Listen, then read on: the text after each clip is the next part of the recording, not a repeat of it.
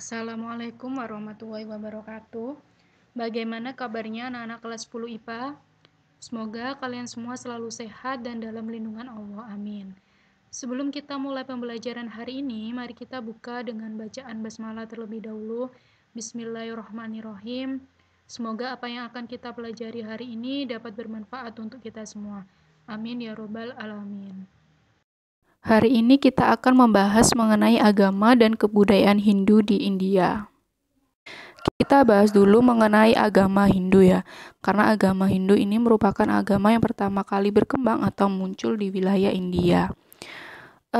Perkembangan agama Hindu itu tidak terlepas dari keberadaan bangsa Arya. Jadi bangsa Arya ini merupakan bangsa pendatang yang masuk ke wilayah India pada tahun 1511 sebelum Masehi. Jadi bangsa Arya ini merupakan serumpun dengan bangsa-bangsa yang ada di Eropa seperti bangsa Jerman, Romawi, dan Yunani, serta bangsa-bangsa lain di wilayah Asia. Makanya ras bangsa Arya itu masuk dalam ras Indo-Jerman. Jadi bangsa Arya itu datang ke India melalui celah Khyber atau jurang-jurang di pegunungan Hindukush.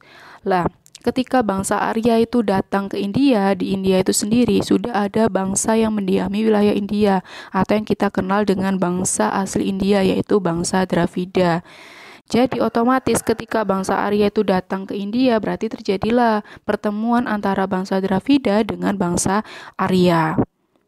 Ketika bangsa Arya itu tiba di India, bangsa Arya itu mengadakan intervensi dengan bangsa Dravida atau penduduk asli India. Otomatis bangsa Dravida itu mulai terdesak dan mengalami kemunduran. Dan pada akhirnya bangsa Arya bisa menguasai lembah sungai Indus atau yang kita kenal dengan lembah sungai Gangga. Karena kita ketahui lembah sungai Gangga ini merupakan peradaban yang sangat maju dan berkembang juga. Ketika bangsa Arya ini mulai menempati dan menguasai lembah sungai Gangga, bangsa Arya ini membentuk sebuah kepercayaan atau yang kita kenal dengan kepercayaan dari agama Weda atau Arya, yang lebih dikenal dengan kepercayaan agama Hindu. Ada perbedaan yang mencolok antara bangsa Dravida dengan bangsa Arya kalau kita lihat dari ciri fisiknya ya. Kalau bangsa Dravida itu warna kulitnya hitam, kemudian postur tubuhnya pendek, bentuk hidungnya pesek, kemudian berambut keriting. Itu salah satu contohnya bisa kalian lihat pada layar ya. Sedangkan bangsa Arya itu kebalikannya, dia itu memiliki kulit putih, kemudian postur tubuhnya tinggi, hidungnya mancung, rambutnya pirang, matanya juga biru. Kalau di film-film India atau drama-drama India yang ditayangkan, artis-artis Bollywoodnya kayak misalnya Shah Rukh Khan, Kareena Kapoor, kemudian Amir Khan, itu kan rata-rata ganteng sama cantik. Lah itu termasuk keturunan dari bangsa Aryanya. Kalau bangsa Dravida itu biasanya kayak yang jadi polisi-polisi yang tubuhnya, yang perutnya gendut kayak Laju Singh atau yang lainnya. Kitab dari agama Hindu itu sendiri merupakan kitab suci Weda yang terbagi menjadi 4. Yang pertama itu Rig Veda. Kalau Rig Veda itu berisi mengenai pujian-pujian terhadap dewa.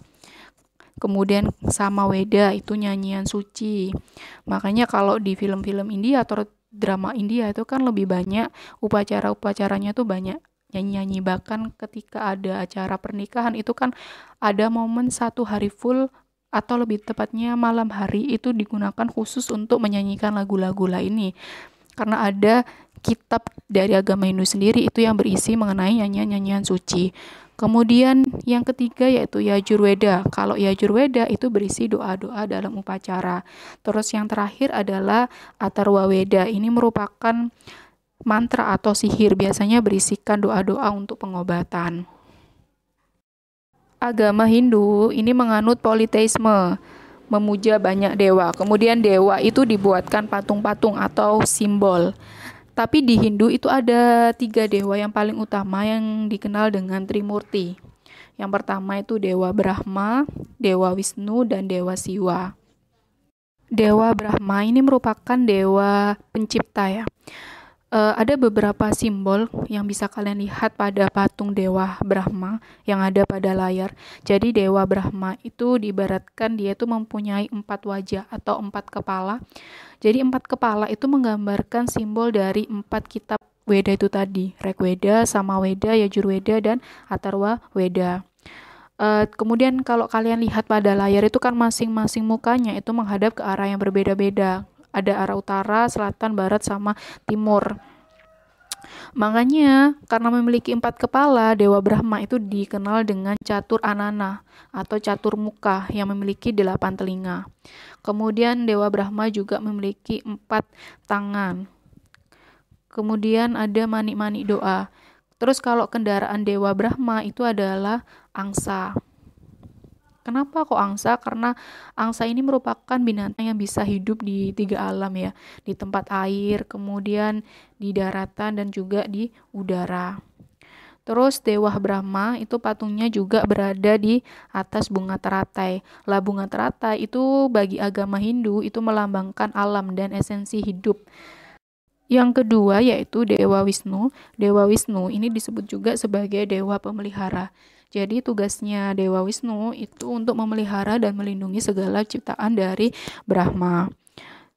Dewa Wisnu itu dikenal sebagai dewa yang menunggangi burung Garuda. Kemudian dia, kalau kamu lihat pada layar, itu memiliki 4 tangan. Itu sebagai simbol kekuasaan dan kekuatannya untuk mengisi alam semesta. Kemudian Dewa Wisnu itu warna kulitnya itu juga dilambangkan berwarna biru. Itu sebagai kekuatan yang tidak terbatas. Dan kalau kalian lihat pada patung yang ada di layar, itu kan Dewa Wisnu itu kan membawa 4 barang ya, yang berada di 4 tangannya. Lah masing-masing barang itu memiliki arti yang berbeda-beda.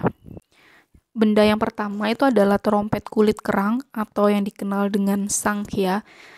Lah, itu dipegang oleh tangan kiri atas itu sebagai simbol kreativitas. Kemudian ada cakram, itu senjata berputar dengan gerigi tajam yang dikenal dengan sudarsana. Itu dipegang di sebelah tangan kanan atas, itu melambangkan pikiran.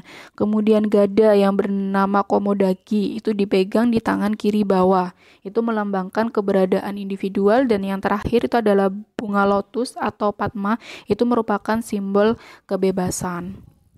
Yang ketiga yaitu Dewa Siwa atau yang disebut juga sebagai dewa pelebur. Jadi tugasnya Dewa Siwa itu melebur segala sesuatu yang sudah dirasa tidak layak untuk berada di dunia fana sehingga harus dikembalikan kepada asalnya. Dewa Siwa ini juga memiliki beberapa ciri ya, disimbolkan pada patung. Yang paling menonjol itu kan di kepalanya terdapat hiasan ada candra atau bulan sabit. Kemudian di lehernya itu juga terikat ular kobra. Dan kendaraan dari Dewa Siwa itu sendiri yaitu lembu Nandini. Dalam agama Hindu itu mereka juga mengenal yang namanya kasta atau penggolongan kelas sosial. Kenapa kok muncul kasta atau penggolongan sosial? Balik lagi di India, ketika agama Hindu berkembang itu kan ada 2 bangsa, yaitu bangsa Dravida sama bangsa Arya.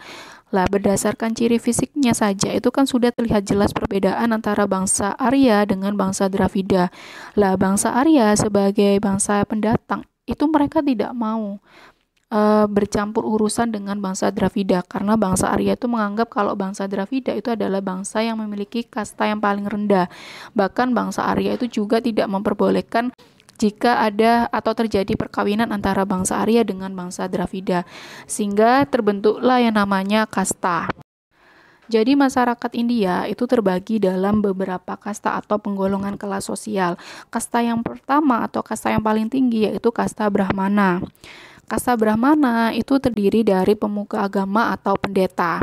Terus yang kedua adalah kasta kesatria. Kalau kasta kesatria itu terdiri dari para raja, kemudian para bangsawan dan para prajurit.